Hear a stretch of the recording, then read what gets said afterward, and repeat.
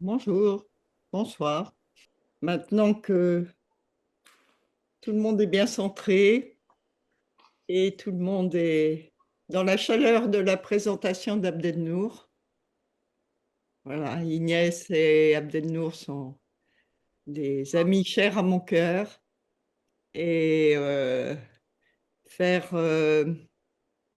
enfin, on chemine. Et tu as dit, Abdel-Nour, que euh, qu'en lisant ma biographie, on pouvait avoir le sentiment d'une vie d'études. Je ne sais pas. Mais en tout cas, ce que je sais, c'est que on chemine vraiment en étroite relation sur nos chemins respectifs qui se croisent, qui se, euh, qui s'éclairent les uns les autres. Et donc, c'est vraiment des moments importants quand je les passe avec vous. Voilà, et avec vous tous, toutes et tous qui vont m'écouter, qui allez m'écouter. Voilà. Euh, N'hésitez pas à mettre beaucoup de questions dans le chat. Aucune question n'est superflue, à mon avis. On peut toujours y répondre d'une manière ou d'une autre, et ça peut me permettre aussi d'éclairer des choses que j'aurais dites trop vite ou de manière un peu floue ou pas toujours très compréhensible, en sachant que, comme le disait aussi Abdel-Nour, la langue des mystiques est une langue mystérieuse, parce que justement, ils sont immergés dans le mystère, ils en viennent et donc, ils utilisent des métaphores, des images, le choc de mots qui, a priori, semblent contradictoires. Donc, on ne peut pas tout expliciter, mais néanmoins, je serais très contente d'avoir un petit dialogue, un échange avec vous à la fin de cette intervention. Alors, Abdel-Nour, tu disais aussi que nous sommes des héritiers. Eh bien, avec tout Karam, vous verrez quand j'expliciterai quelques-uns de ses poèmes, enfin, je les lirai, je les citerai, et puis j'en expliciterai certains aspects. Vous verrez que il se pose d'abord lui-même comme un héritier, pas du tout comme un fondateur d'un mouvement mystique ou d'une école, mais comme vraiment l'héritier de prédécesseurs dont certains sont peut-être mythiques ou en tout cas ont une vie dont les détails historiques se sont perdus. Mais il dit tout ce qu'il leur doit. Et lui-même est dans cette perspective d'une sagesse qui est à la fois intemporelle et qui est tout à fait ancrée dans son lieu et son temps. Voilà. Donc, voilà comment j'ai construit un peu la chose. Non pas juste comme une conférence biographique avec quelques extraits. On est vraiment dans un travail puisque ces moments s'appellent des études et sont des études de texte. Donc, mon idée, c'est un peu comme je l'ai fait l'année dernière à propos de Lalla, c'est de resituer d'abord la figure sur laquelle je vais me centrer, la resituer dans un contexte plus large qui vous permette de comprendre sa place dans des traditions, une tradition, je dirais plutôt plurielle, des traditions qui sont complexes, qui sont incroyablement riches et qui sont très anciennes. Donc, dans un premier temps, je vais vous emmener dans ces traditions de Bhakti. Bhakti, je vais détailler l'origine du mot, mais on peut dire des traditions mystiques. On traduit souvent ce mot Bhakti par la dévotion. C'est un petit côté 19e siècle, la dévotion, mais pourtant c'est bien ça aussi. Donc, j'introduirai mon propos d'abord en resituant ces traditions-là qui sont une part essentielle de la vie spirituelle du sous-continent indien. Et puis ensuite, je vous parlerai un peu de l'école à laquelle appartient Toukaram, parce qu'il y a une école avant lui et après lui d'ailleurs.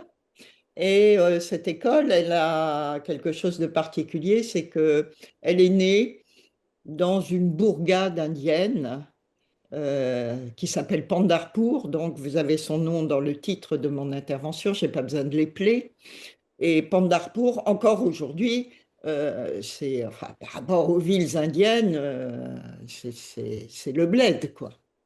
Au bord de la Bhima, une rivière qui est une rivière comme toutes les rivières en Inde, elle est sacrée, parce que les rivières sont sacrées en Inde. Et la fortune de ce village qui est devenu une bourgade, mais qui est quand même très très endormie, est tout à fait étonnante parce que Pandharpur ne s'anime vraiment qu'au moment des pèlerinages. Et justement, cette place du pèlerinage, vous allez voir, elle est essentielle dans la poésie mystique de Toukaram. Voilà. Et ensuite, je vous proposerai une lecture de quelques-uns de ses poèmes dans la seule traduction qui existe en français et que j'ai citée dans la présentation de la conférence d'aujourd'hui. Donc vous l'avez aussi, mais je vous le montre, le petit livre. Voilà, je ne sais pas si vous le voyez ou pas. On le voit? Oui. Voilà. C'est la traduction par un grand indianiste qui est décédé maintenant, qui s'appelait Guy Delury, et qui a eu la spécialité de, par rapport aux indianistes savants de nos universités, il a eu cette particularité, c'est de faire son travail depuis Pune, la ville de Pune, où il a vécu. Donc, Pune, c'est au sud de Bombay, de Mumbai, à peu près 200 kilomètres. Et là, ça a toujours été une cité d'érudits.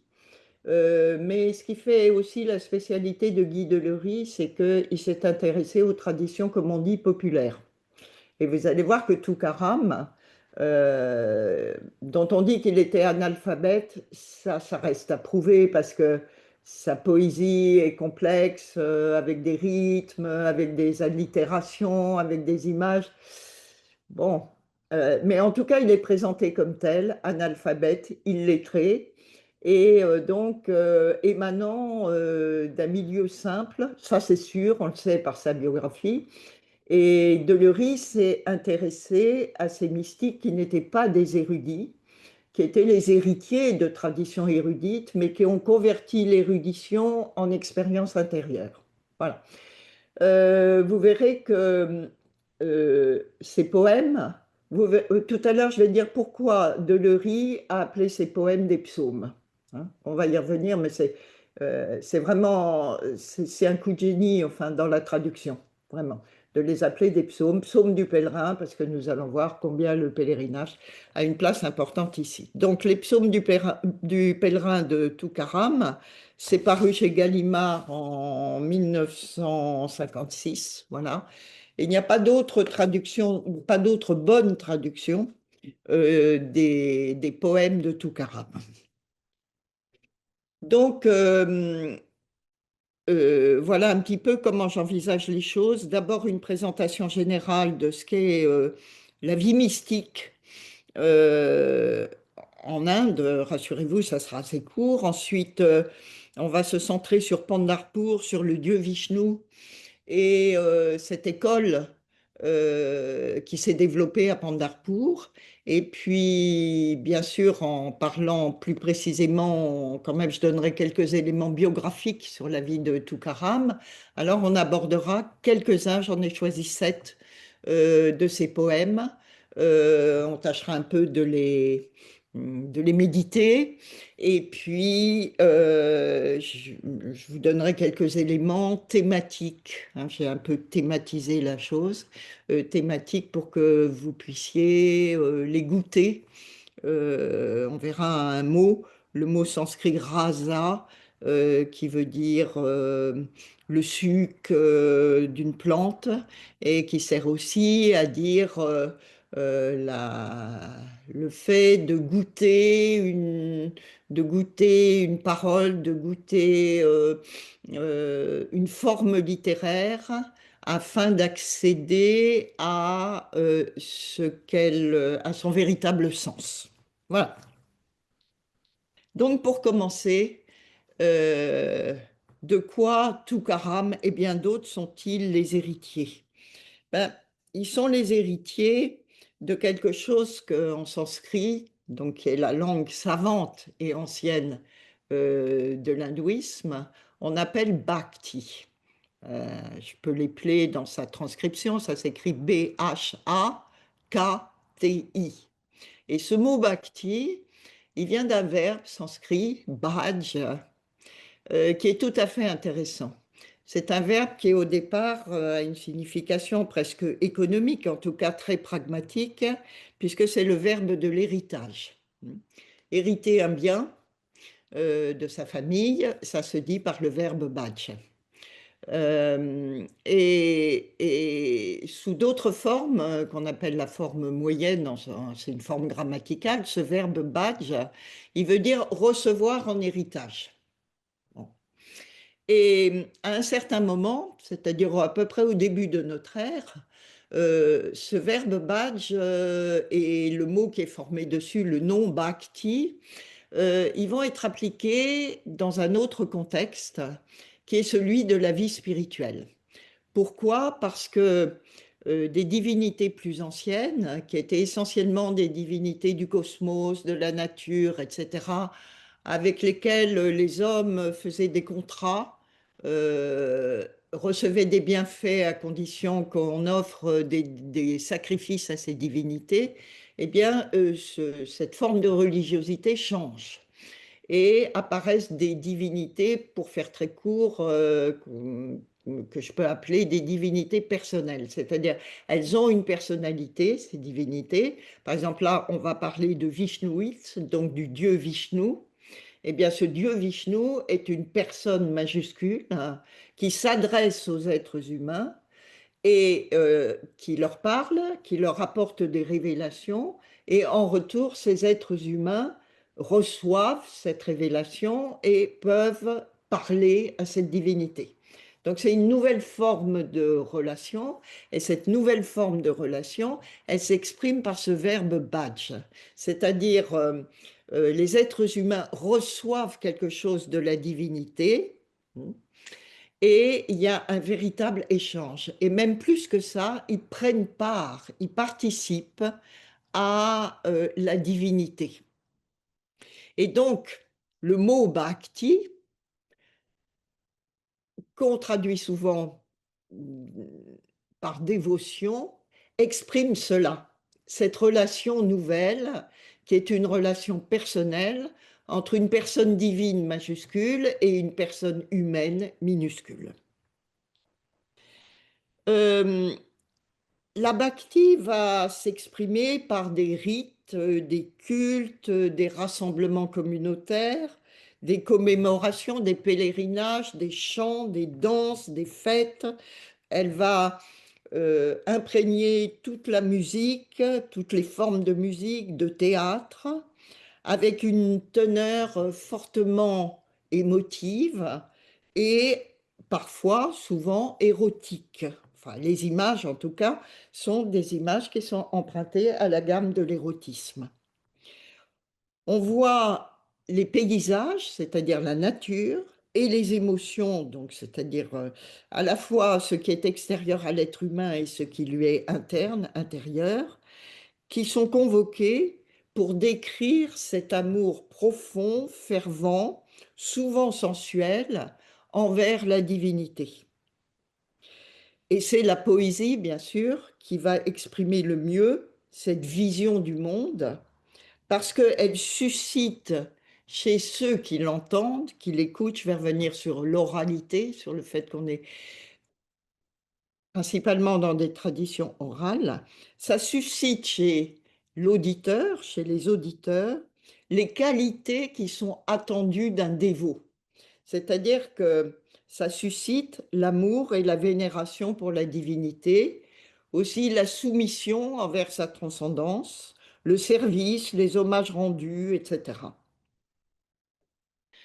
Alors, cette bhakti, elle va être foisonnante parce que, bon, je ne vais pas tout dire ici, sinon je ne parlerai pas de Tukaram, mais vous savez sans doute que l'hindouisme est, comme on dit ici, un polythéisme, c'est-à-dire qu'il y a diverses divinités. Bon, ici, on va être dans le cadre du vishnouisme, c'est-à-dire des adeptes de ce dieu, Vishnu, qui s'incarne, hein, parce que c'est un Dieu sauveur. Donc il descend sur terre et il va avoir différentes incarnations, dont la principale est Krishna.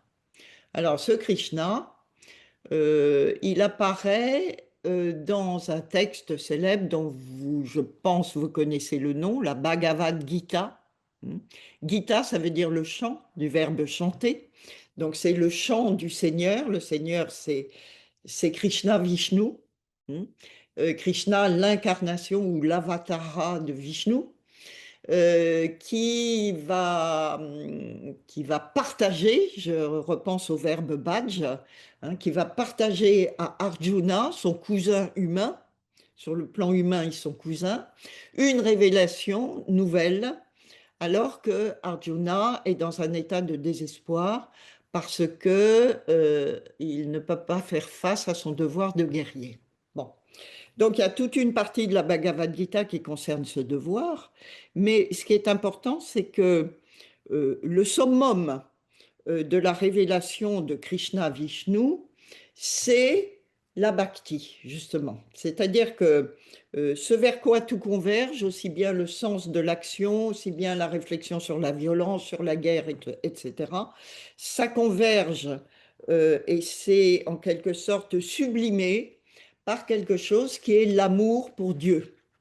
Je cite juste, pour être rapide, un passage de la Bhagavad Gita. C'est Vishnu qui parle. Donc voilà, ce Dieu personnel, il a une parole, contrairement aux dieux plus anciens. Et il parle à Arjuna, et voici ce qu'il lui dit. Il lui dit, je suis l'origine de tout, de moi tout procède. C'est dans cette conviction que s'attachent à moi les sages à la pensée profonde.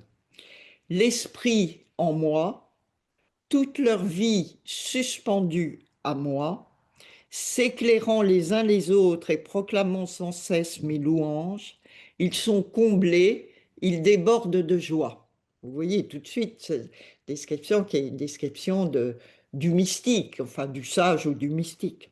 À ces hommes constamment recueillis, qui s'attachent à moi avec délice, je communique la force d'esprit par laquelle ils s'élèvent à moi.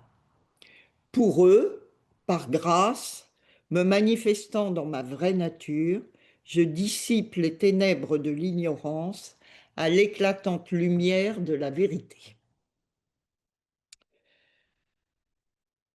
Et plus loin, Vishnu affirme que cette relation spéciale, euh, que l'on résume sous le terme de bhakti, dans un monde où on croit à la réincarnation et où les sages cherchent à se libérer de cet éternel retour, eh bien la réminiscence de Vishnu au moment de la mort suffit à sauver l'âme de la renaissance. Celui qui, se souvenant de moi à son heure dernière, s'en va, il accède à mon être. Souviens-toi de moi en tout temps, en y pensant continuellement. Il accède à mon être, c'est-à-dire qu'il est définitivement libéré du retour dans les existences. Il faut ajouter, enfin, et après je laisserai la Bhagavad Gita de côté, il faut ajouter que Krishna revendique pour cette bhakti une vocation à l'universalité. Par opposition au culte plus ancien et à la connaissance métaphysique qui n'était praticable que dans des milieux restreints et érudits. Voici ce qu'il dit. Ceux qui ont pris en moi leur refuge quand bien même ils auraient une mauvaise naissance, ça veut dire, dans le contexte indien, ils seraient nés dans une très basse caste, quand bien même ils seraient femmes, quand artisans ou même serviteurs, eh bien, ils arriveront au but suprême, c'est-à-dire à la libération définitive. Donc, il y a, alors, bon, cette universalité, c'est une universalité quand même, c'est une ouverture qui est très idéalisée dans le texte. Et ce texte, c'est pas Marx, hein, il n'est pas du tout révolutionnaire et il ne change pas la société indienne. Mais quand même, il y a cette ouverture et on va la retrouver, si je dis ça, si je donne ces accents plutôt que d'autres, parce que la Bhagavad Gita est très riche, c'est pour préparer ce que dit Tukaram. Voilà, donc la Bhagavad Gita, euh, deuxième siècle avant notre ère, peut-être, enfin, tout ça se met en place autour du début de notre ère. Elle demeure une tradition savante, mais progressivement, au cours du premier millénaire de notre ère, divers mouvements de bhakti vont s'épanouir partout dans l'immense sous-continent indien. Les saints qui en sont les figures majeures vont utiliser les langues régionales pour se faire entendre de tous, et souvent parce qu'eux-mêmes ne connaissent pas le sanskrit. Donc on a une grande tradition, pour parler comme dans d'autres cultures, on a une grande tradition qui est la tradition savante en sanskrit. Et puis on a des petites traditions ou des traditions régionales, locales, et les saints, les sages, les mystiques vont de plus en plus au cours de ce premier millénaire s'exprimer dans ces langues régionales. Pourquoi? Parce que ils veulent se faire comprendre de tous. Plus on avance dans le temps, plus ces mouvements deviennent puissants, entraînant une ferveur populaire qui est soutenue par les rois, qui font construire des temples de plus en plus vastes et qui protègent dans le royaume les centres de pèlerinage. Ce qui fait que le deuxième millénaire, c'est-à-dire à partir de l'an 1000, le deuxième millénaire est parfois appelé dans la littérature, dans les traités de littérature indienne, Bhakti Kala. Kala, c'est le temps. Bhakti Kala, le temps de la Bhakti, la période de la Bhakti. Parce que c'est ça qui est le plus important.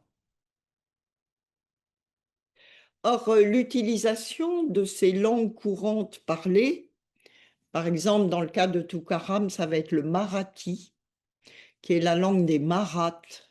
Les Maraths étant les habitants du Maharashtra, qui est un État c'est l'État dont Bombay est la capitale, mais Bombay, Mumbai est très décentré par rapport à l'État dont elle est la capitale parce qu'elle est au bord de la mer.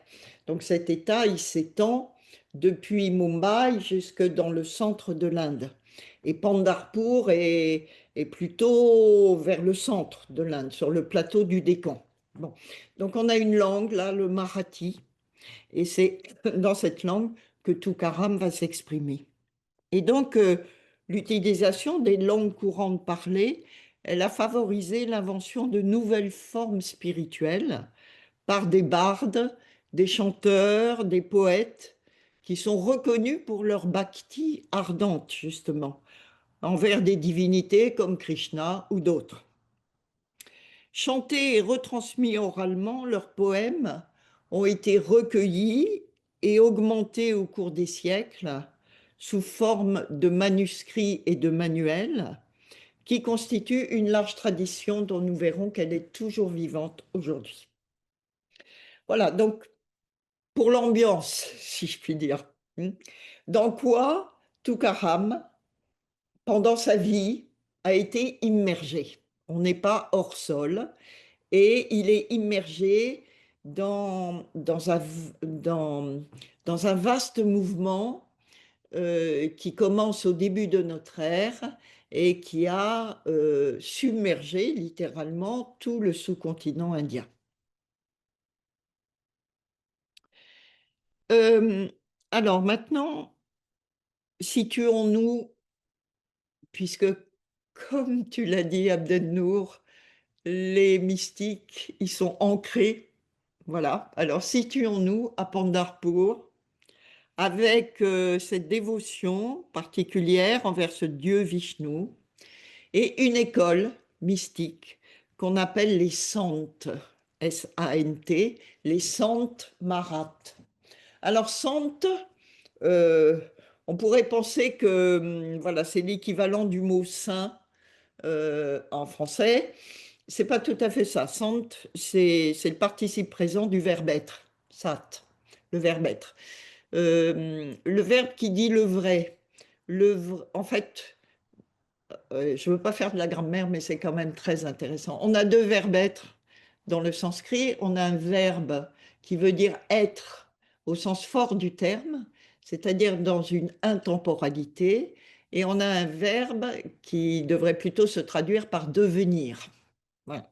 Bon, bah, sant, ça vient du verbe être au sens fort du terme.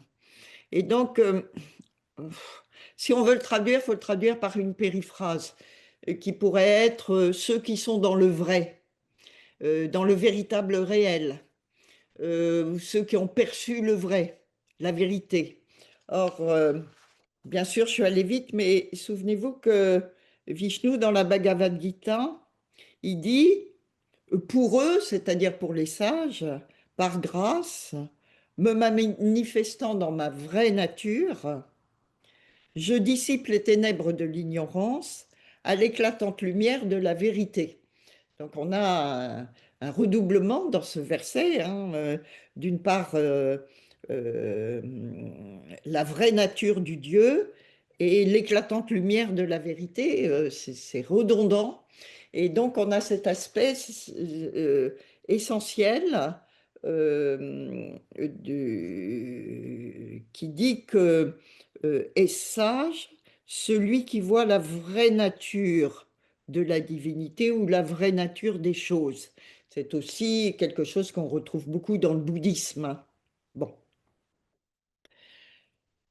Alors, donc il y a eu de véritables écoles mystiques. Si vous m'avez entendu l'année dernière sur l'Allah, on y faisait allusion pour commencer, eh bien l'Allah est un jalon sur une très grande école mystique qui est l'école du Cachemire, du shivaïsme du Cachemire. Alors ici, et quand Abdelnour et Inès m'ont demandé de faire cette conférence, j'ai choisi exprès un vishnouite plutôt, hein, qu'on voit un petit peu comment est la spiritualité vishnouite. Alors au Maharashtra, comme je l'ai dit, on a une lignée de mystiques, c'est Santes, qui vénèrent une forme particulière de Vishnu qui s'appelle Vitoba. Bon, peu importe le nom, et dont l'incarnation est Krishna, qui se manifeste sous la forme de Krishna. Et ça depuis le début du deuxième millénaire, depuis l'an 1000 ou un peu plus que l'an 1000. Ces saintes, ils sont nés dans des villes, ou plutôt des villages, des petits villages aux alentours de Pandharpur, sur les bords donc de cette Bhima, un lieu de pèlerinage très ancien où convergent plusieurs fois par an, encore aujourd'hui, les Vishnouites depuis le centre de l'Inde, tout le centre de l'Inde et même au-delà. On a trois grands noms avant Toukaram.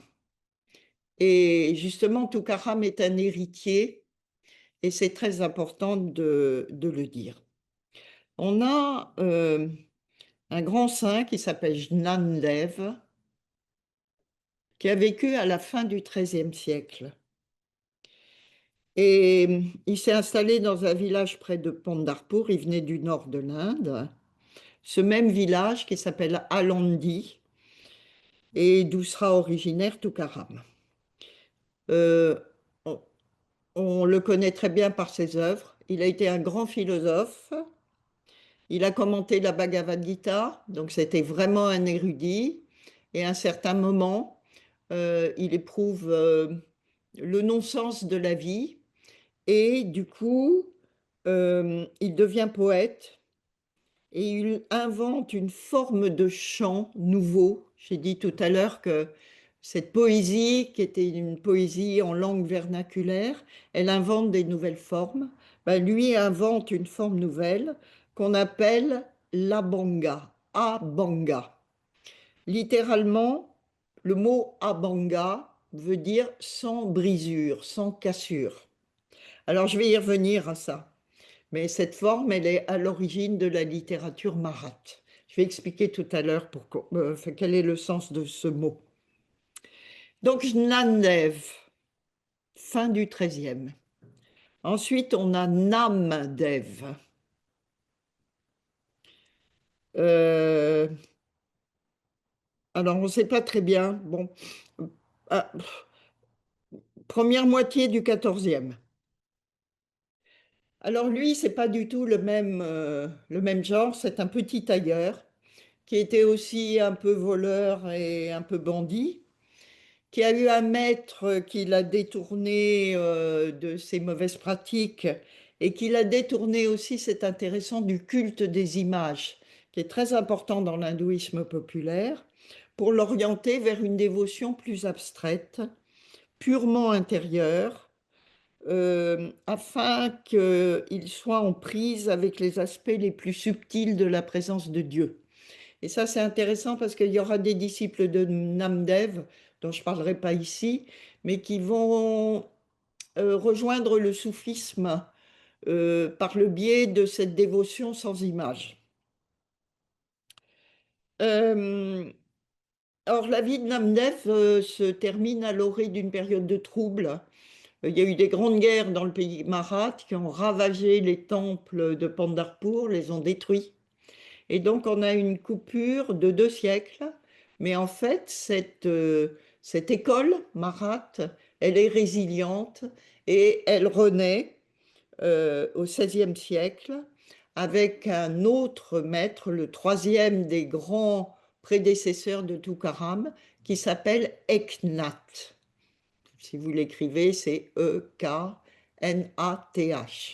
Alors ça aussi, c'est intéressant. Son nom est intéressant parce qu'on a une école de yogi très, qui a eu une très forte influence en Inde, qui s'appelle les Naths. Et ces yogis sont plutôt des adeptes du dieu Shiva. Or, Eknath, son nom lui a été donné par son maître, et ce maître était un Nath, justement, un yogi shivaïte.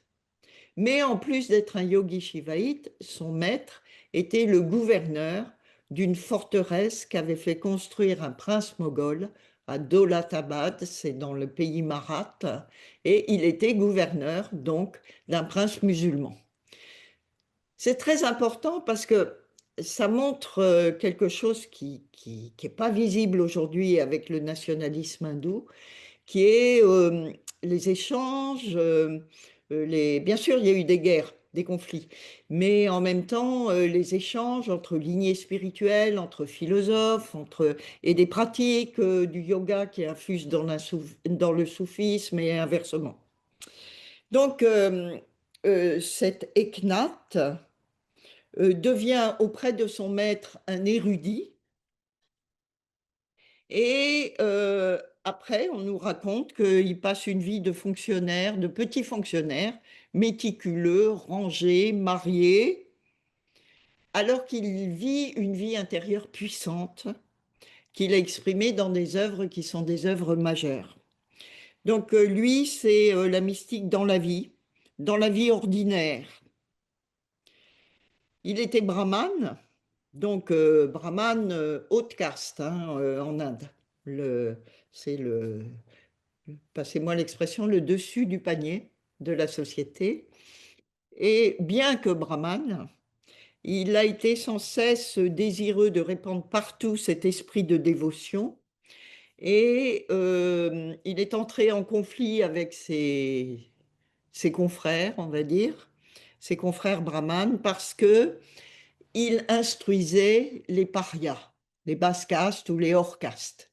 Et même, il leur apprenait des paroles du Veda, qui est la Bible de l'hindouisme, et qui ne doit pas, dans la tradition la plus conservatrice, qui ne doit pas être transmise à des hors castes.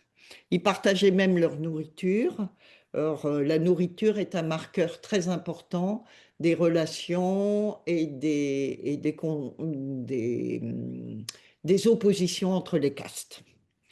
Voilà, donc les trois prédécesseurs qui sont souvent cités par Toukaram dans son œuvre. Alors Toukaram, donc 1598-1650. Pour une fois, on a des dates tout à fait exactes parce que sa vie est très bien connue, ce qui montre l'importance qu'on lui a accordée. Donc, première moitié du XVIIe siècle. Il naît dans le village de d'Alandi, que je citais tout à l'heure, Alandi, ou même dans une bourgade qui est qui est un quartier d'Alandi qui s'appelle Dehu. Bon, enfin, c'est un tout petit village marathe.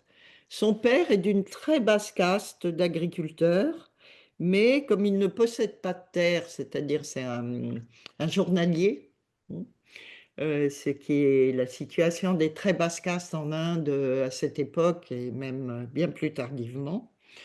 Il quitte ce métier et il ouvre une petite boutique dans le village. Mais il meurt jeune, le père, et son fils aîné, Toukaram, qu'on appelle Touka familièrement, vous verrez dans ses poèmes qu'il s'appelle lui-même Touka. Donc Touka doit reprendre l'échoppe du père. Mais bientôt, il reçoit une révélation en rêve du dieu Vishnu et il se met à enseigner plutôt qu'à vendre ses rares, euh, ses rares denrées et il provoque la colère de sa femme et les moqueries des brahmanes du village, bien sûr. Donc, il est analphabète et du coup, il se met à écouter les lectures publiques des grandes œuvres marathes et à mémoriser par cœur les chants des pèlerins de passage. Les pèlerins pour aller à Pandharpur sur la Bhima passent par son village. Donc il apprend par cœur les chants. On est là dans un monde tout à fait de l'oralité. Et on a ces lectures publiques des grandes œuvres marathes, ça se faisait beaucoup, ça se faisait à la cour des princes, mais ça se faisait aussi dans les villes. C'est une spécificité de la culture indienne ancienne. Donc, il est peut-être illettré, mais il est immergé dans une tradition qui a toutes ses lettres de noblesse, et il va convertir ce qu'il entend en une expérience vécue. Vous voyez que la puissance de l'oralité indienne, elle s'illustre ici comme une capacité à toucher les âmes et à les transformer. Car très vite, les oppositions à Toukaram vont cesser et il va être reconnu comme un grand inspiré enfin très jeune encore. Il n'attend pas ses 50 ans, puisqu'il a vécu 52 ans pour être reconnu.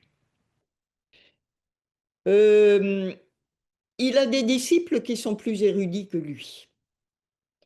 Donc ceux-là vont recueillir les chants dont on dit qu'ils tombent de sa bouche comme des perles. Et ils vont eux-mêmes les réciter, les colporter sur les chemins de pèlerinage. C'est vraiment du colportage.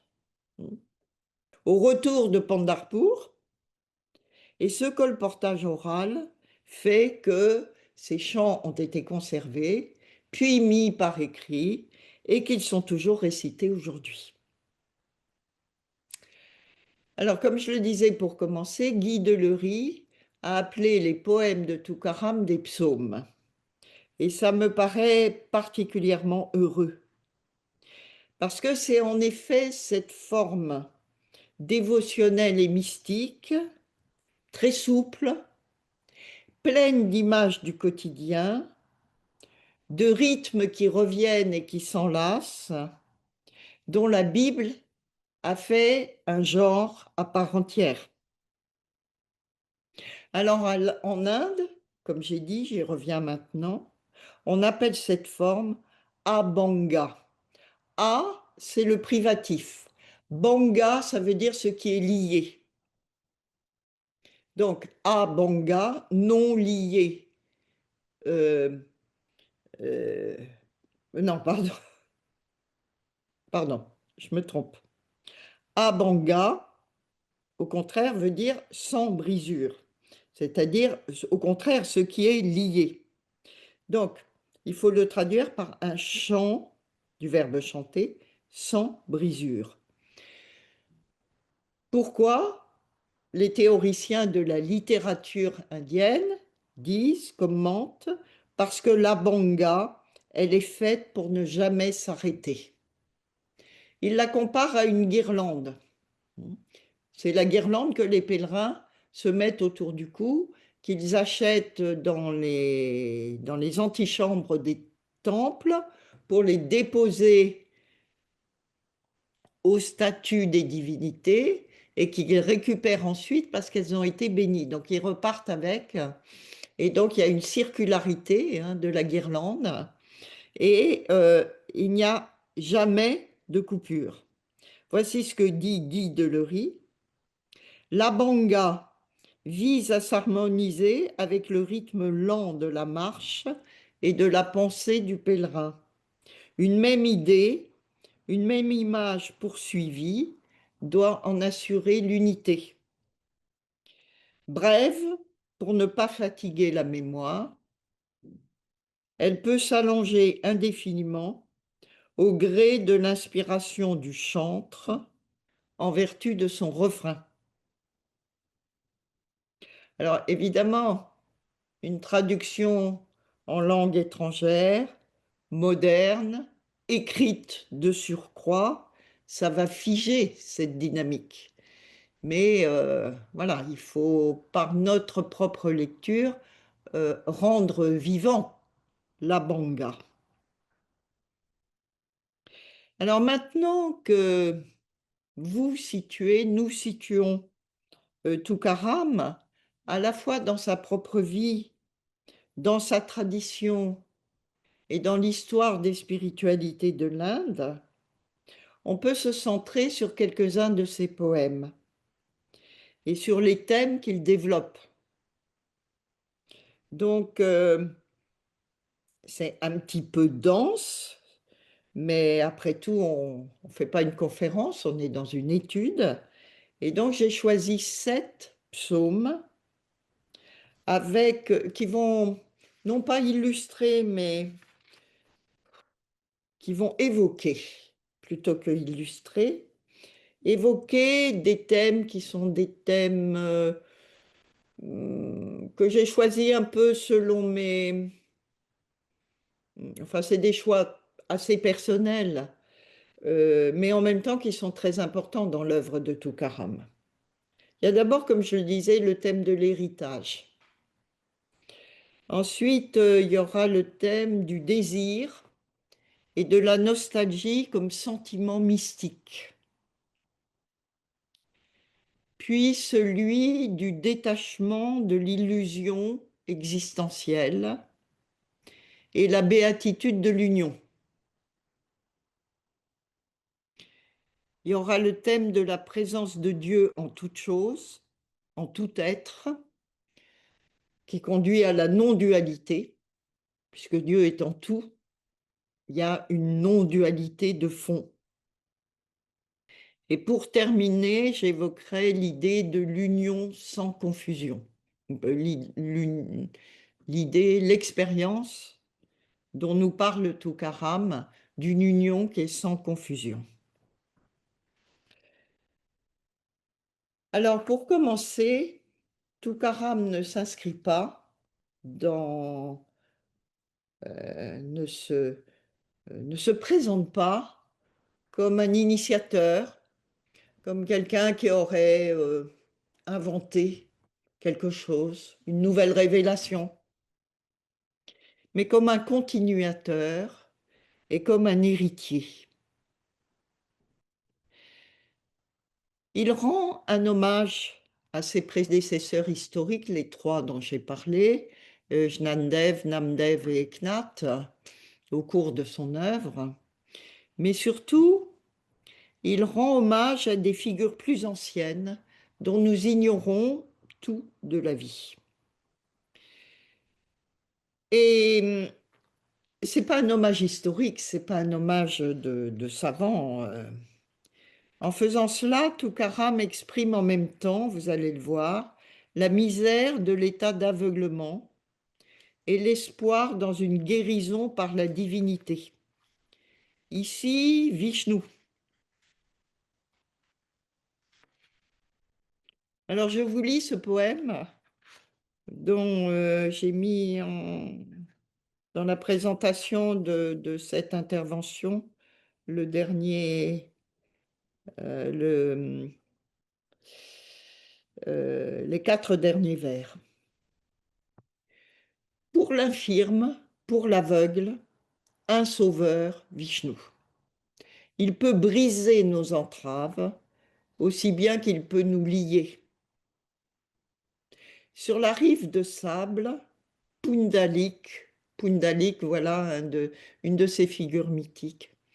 Pundalik se roulait et se prosternait. L'invisible se fit visible et il ne vit plus rien d'autre. Jadis, le jeune Upamanyu, voilà un autre fondateur mythique, le jeune Upamanyu naquit, pauvre infirme. Il ne voyait ni ne marchait comme font les autres hommes. Alors, se roulant sur la route, il partit, gémissant le nom du Seigneur. Le Seigneur entendit son appel et courut à son aide. Encore dans la matrice, Tchouka, voici le troisième personnage mythique, Tchouka jadis devint aveugle. Lassé de 20 pèlerinages, il n'avait souvenir que de malheur. Alors toi, tu lui dis, ne crains plus tes souffrances. Dieu accourut à son aide et te sauva de la honte. Et puis voici la chute du poème. À celui qui ne voit pas le monde, à celui que ne fascine pas la possession, à celui qui n'a plus de famille, à celui qui ne dit plus à moi, à toi, toi tu te manifestes, ô Vishnu, tout cas est dans le même état, viens vite à ton aide, à son aide, pardon. Donc il parle de lui-même à la troisième personne. C'est quelque chose qu'on retrouve dans beaucoup de poèmes mystiques de l'Inde. Lalla aussi parlait à la troisième personne. Euh, bon, c'est une tournure littéraire, mais c'est peut-être en même temps faire savoir que le mystique s'est déjà dissocié de son moi et ne parle plus à la première personne. C'est possible. Donc voilà 3 personnages qui sont des figures mythiques dont Toukaram ne cherche pas à raconter la vie, c'est pas ça qui l'intéresse. Ce qui l'intéresse, c'est que ils sont aveugles, qu'ils sont handicapés, qu'ils sont pauvres, qu'ils sont abandonnés. Alors on ne sait pas trop si Vishnu leur rend le sens de la vue par une guérison miraculeuse, mais en tout cas il leur offre un don plus précieux, qui est de se faire visible pour eux, lui qui est invisible, exactement comme Vishnu s'est rendu visible dans la Bhagavad Gita à Arjuna pour le sortir du désespoir. Voilà, donc il y a un jeu entre le monde visible qui est passager, qui est impermanent, et puis l'invisibilité de la divinité, et en même temps cette divinité qui par grâce se rend visible à ceux qui sont aveugles. Et cet aveuglement n'est certainement pas dans le poème de Toukaram un aveuglement purement physique. Alors, Donc, Toukaram est l'héritier et il se met dans les pas de ses prédécesseurs qui sont aveugles à tous les sens du terme, hein, puisqu'il termine son poème Ô Vishnu, Touka est dans le même état, viens vite à son aide. Un deuxième thème, c'est le thème du désir et de la nostalgie. Alors là, on entre dans des sentiments qui sont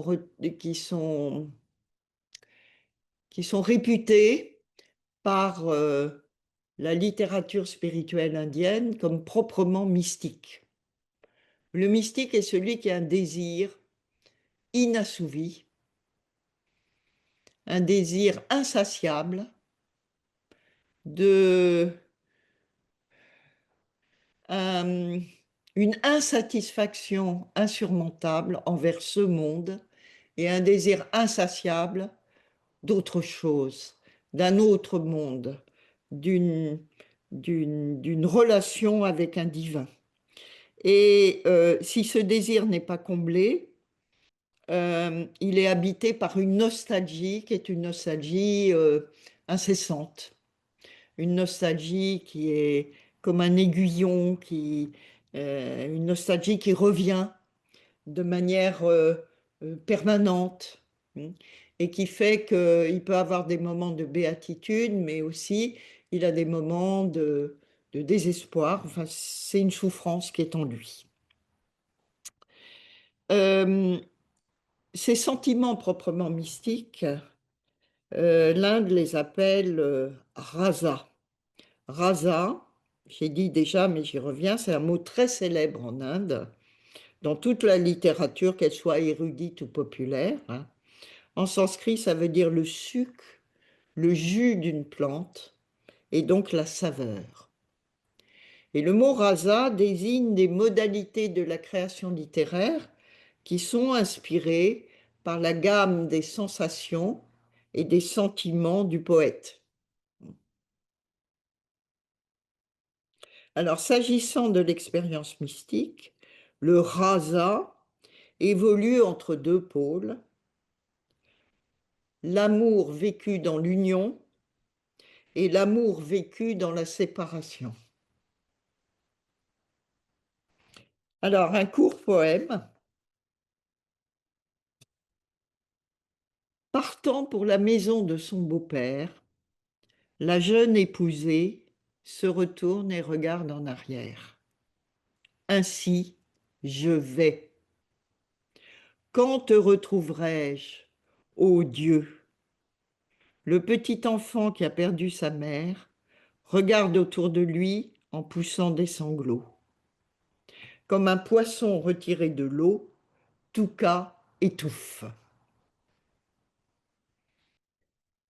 Alors, juste pour éclairer les métaphores, il faut que vous sachiez que dans presque toutes les régions de l'Inde, quand une jeune femme se marie, elle quitte la maison de ses parents pour aller habiter chez ses beaux-parents, où elle doit respect, vénération, obligation envers ses beaux-parents. Et ce départ n'est pas vécu dans la joie.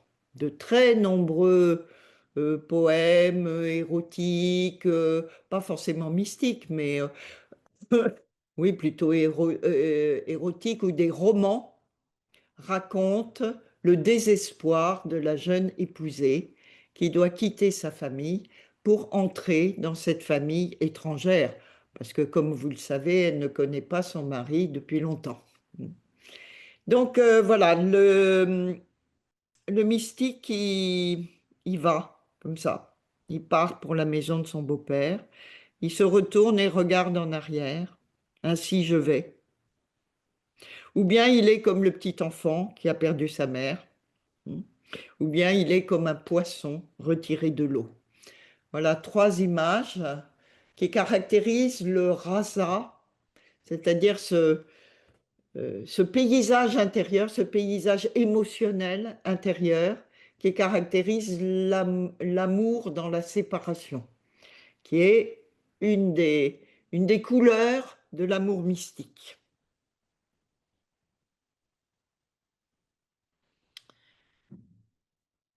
Le terme qui est utilisé plus précisément pour dire l'amour de séparation dans la séparation, c'est un mot sanskrit qui vient d'un verbe qui veut dire abandonner et qui a donné un adjectif, abandonné, solitaire, et qui a donné un nom, la solitude, mais aussi le secret. Le registre, c'est celui d'une souffrance spécifique à l'expérience mystique. Abandon, séparation, absence du Dieu, et même angoisse, par opposition à l'autre état, à l'autre tonalité du sentiment mystique, qui est la jouissance et la plénitude de la vie unitive. Cet amour de séparation, il connote celui des âmes qui sont prisonnières dans le temps cyclique et qui aspirent passionnément à en sortir, mais qui savent qu'elles ne peuvent en sortir que par la grâce du Dieu Sauveur. Un érudit qui s'appelait Narada a composé, probablement vers le XIIe ou XIIIe siècle, des Bhakti Sutras, c'est-à-dire un traité sur la dévotion. Et il dit que, en ce qui concerne les signes de l'amour pour Dieu, les autres gens disent que c'est ceci, c'est cela, etc.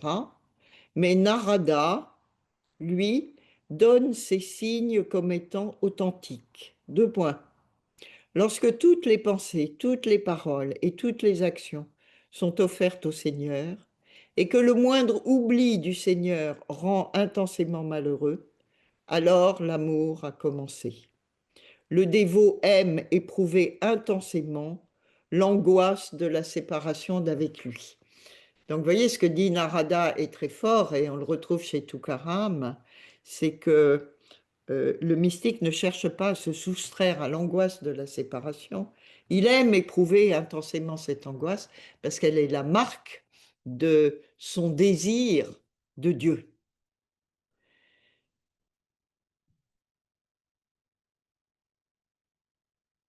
Alors, ce qui fait souffrir le mystique, c'est donc cette séparation. Et cette séparation, elle est due au fait qu'il vit dans un monde d'illusions.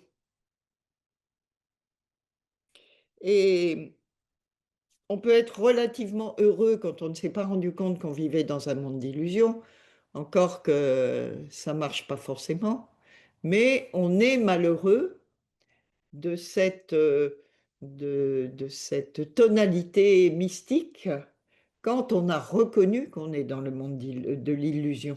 Parce que dans ce cas-là, on ne peut plus s'en contenter, c'est impossible. C'est ce qu'éprouve Tukaram.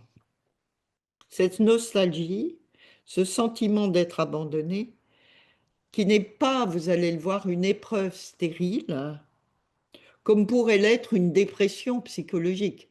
Il n'est pas déprimé, Tukaram, mais c'est un approfondissement qui creuse l'âme et qui l'amène à se détacher d'elle-même, à se détacher de l'illusion qu'elle soit le centre de l'être. C'est pour ça que j'ai relié illusion, détachement et béatitude de l'union, nous allons le voir. Voici un poème. L'illusion cosmique avait jeté sur moi son filet. Mais ce Vishnu m'a pris en pitié. Il m'en tira au dehors.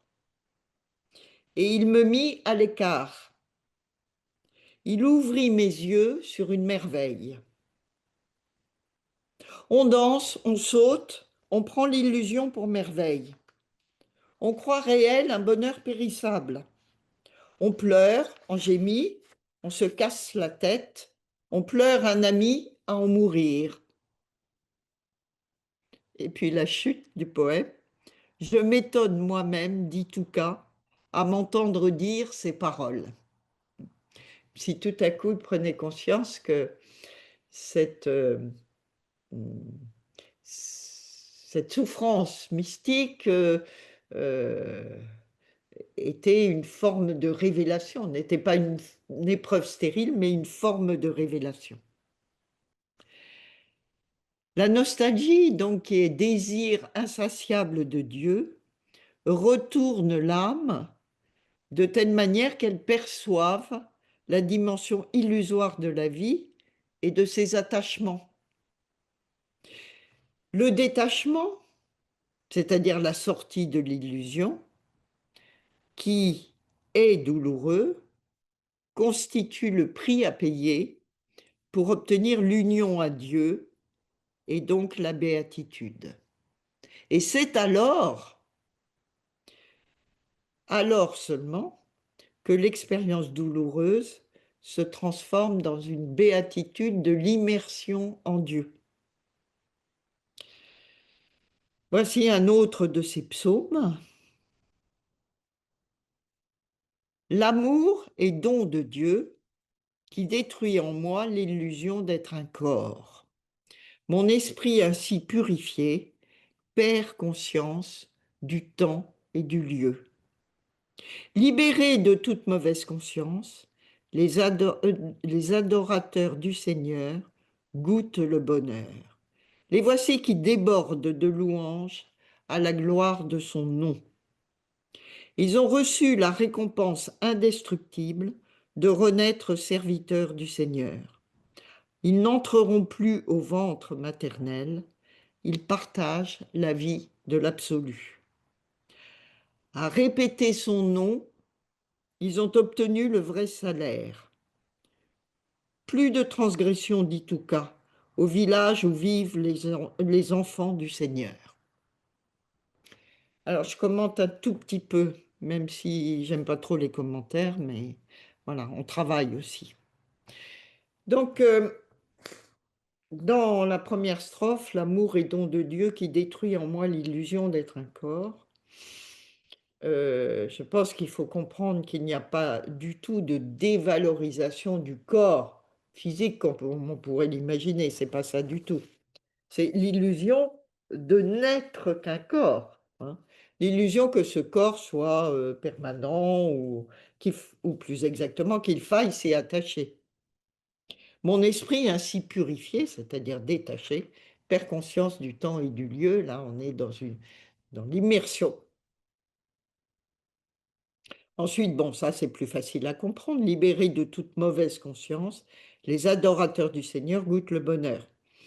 Les voici qui débordent de louanges à la gloire de son nom. Alors, le thème du nom, il revient de nombreuses reprises dans la poésie de Toukaram. Il revient 2 fois ici. Il vient plus loin. À répéter son nom, ils ont obtenu leur vrai salaire. Ça, c'est une chose importante. Ça fait partie des pratiques de cette mystique.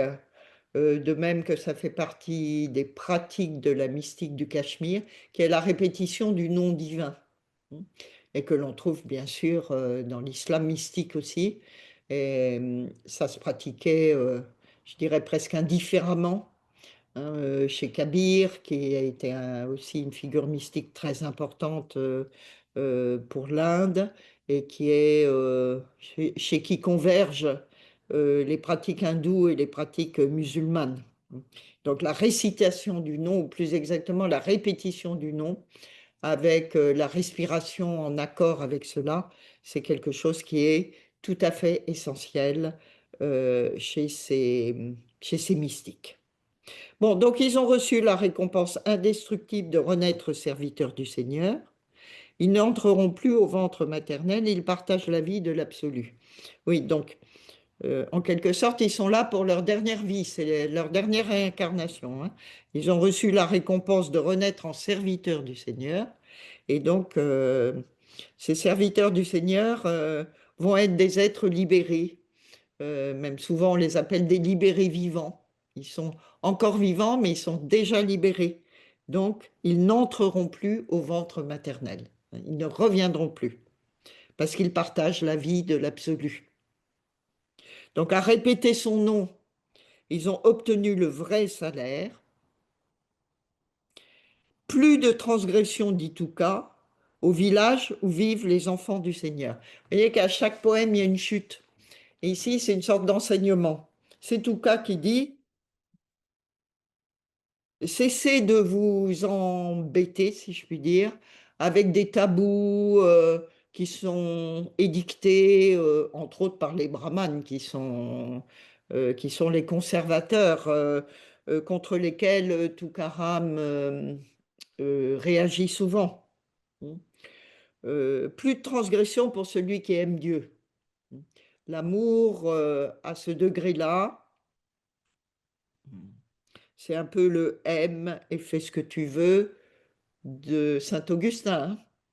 Plus de transgression au village où vivent les enfants du Seigneur. Le village, c'est le lieu par opposition à la très grande ville où il y a plus de promiscuité et à la forêt qui est le monde sauvage. Le village, il est désigné explicitement dans la littérature ancienne comme le monde des castes, c'est-à-dire le monde où la société est organisée par strates hiérarchiquement, où chacun fait ou doit faire son devoir, où chacun a des droits et des devoirs, donc les plus humbles ayant avant tout des devoirs et pas de droits. Bon, donc ici, le village, c'est un village où vivent les enfants du Seigneur, donc il n'y a plus de ces règles hiérarchiques et donc il n'y a plus de transgression, parce que l'amour au sens mystique du terme, transcende tout. Un autre poème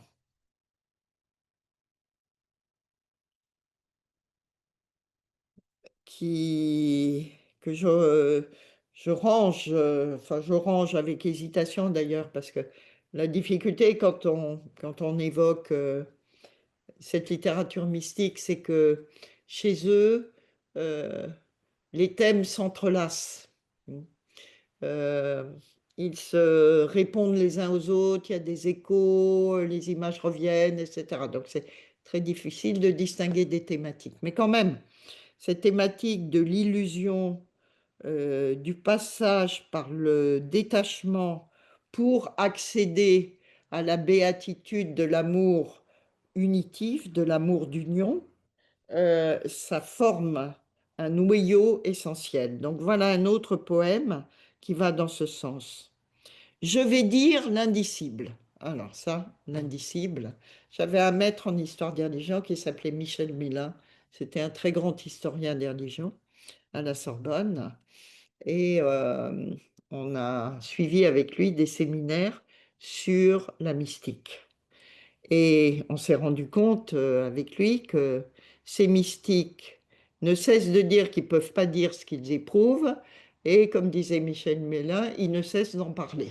Bon, ben voilà, c'est comme ça. Hein.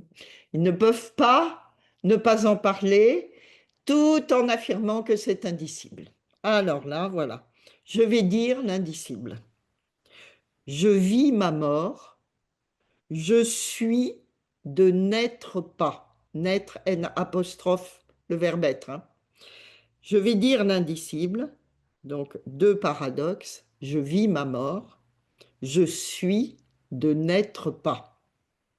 Jouir est mon renoncement. Désirer me détache. De l'un et de l'autre, je porte encore les traces effacées. J'ai voulu choisir ce poème parce qu'il n'est fait que de paradoxes.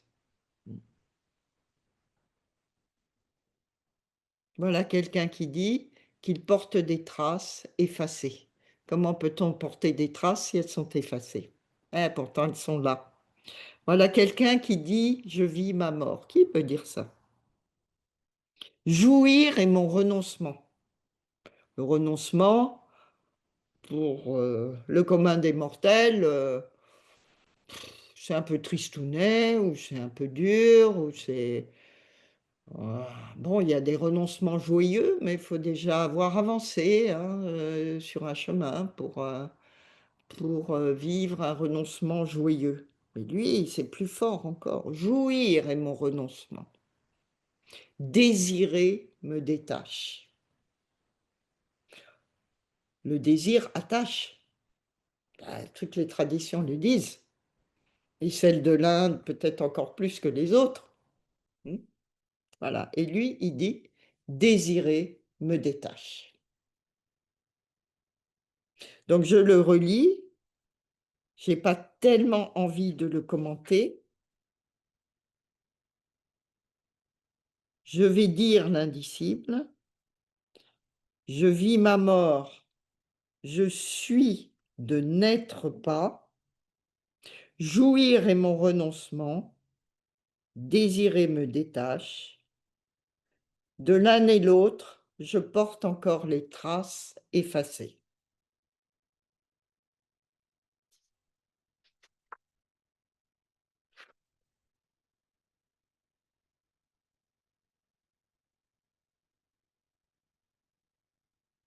Alors le mystique qui a pénétré ce mystère, et il a pénétré si profondément que, en même temps, il ne peut rien en dire, et en même temps, il en est plein, il en déborde, et c'est peut-être pour ça qu'il parle, malgré tout. Eh bien, ce mystique, il a pas seulement compris, mais vécu en lui-même Dieu en toute chose et en tout être. C'est-à-dire que, s'agissant de l'Inde, on est là dans l'expérimentation pratique de la non-dualité. La non-dualité, c'est un courant philosophique,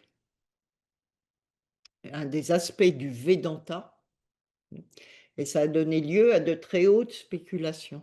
Mais ici, on est dans le rasa, c'est-à-dire dans l'émotion mystique, le sentiment mystique, et dans l'expérience de la non-dualité. Alors voilà Toukaram qui dit que Dieu est omniprésent, qu'il est en tout. Partout je vois tes empreintes, le tout de tout est plein de toi. Forme, qualité, nom, tout porte ta ressemblance. Toi, ôté, retiré, rien ne reste. La terre où je me roule, ton piédestal. Chaque jour, chaque instant sont bénis, ton amour comble mon cœur toujours. De partout, mon Dieu, tu me pénètres. Espoir, occupation, plus rien de terrestre. Où irai-je? Que ferai-je? Sur mes lèvres, sur mon cœur, ton nom toujours. Mon unique conversation, parler de toi, tes noms, tes gestes, ta gloire. Le riz, les fruits, le bétel que je mange, des offrandes rituelles pour toi. Ma marche, une procession autour de toi. Mon sommeil, une prosternation devant toi. Tout ce que je vois, tout ce que j'entends, ton visage, ta voix. Étang, rivière, fontaine, tout est sacré. Toute eau est le Gange. Palais, château, maison, chaumière, hutte, tout est ton temple. Toute parole me dit ton nom. Nous, serviteurs du Seigneur, dit Touka, le bonheur d'amour nous comble toujours.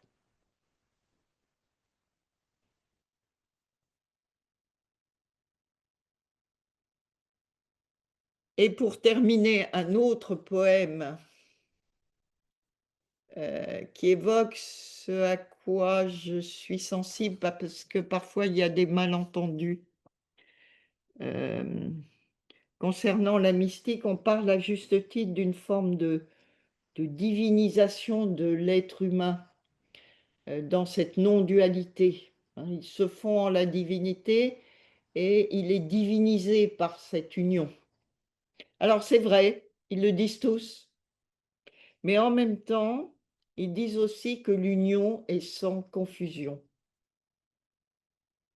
Alors voici un poème où la vraie nature de la divinité et la vraie nature de l'être humain s'enlacent, se distinguent, forment une sorte de chiasme. Voilà. Toi, tu prends forme, moi, je renais sans cesse. Tous deux à la poursuite de l'union.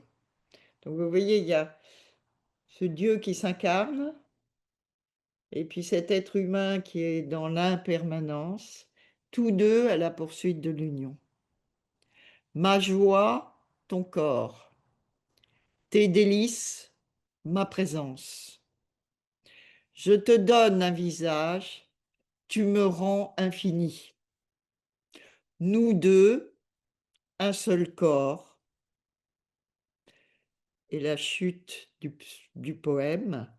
Un nouvel être est né, le toi-moi, le moi-toi. Je vous le relis si vous voulez pour qu'on le goûte. Toi, tu prends forme, moi, je renais sans cesse. Tous deux à la poursuite de l'union. Ma joie, ton corps, tes délices, ma présence. Je te donne visage, tu me rends infini. Nous deux, un seul corps. Un nouvel être est né, le toi, moi, le moi, toi. Je vais vous laisser sur ce magnifique psaume et vous remercie de m'avoir écouté et d'avoir goûté goûté un peu à la vie mystique de Toukaram avec moi.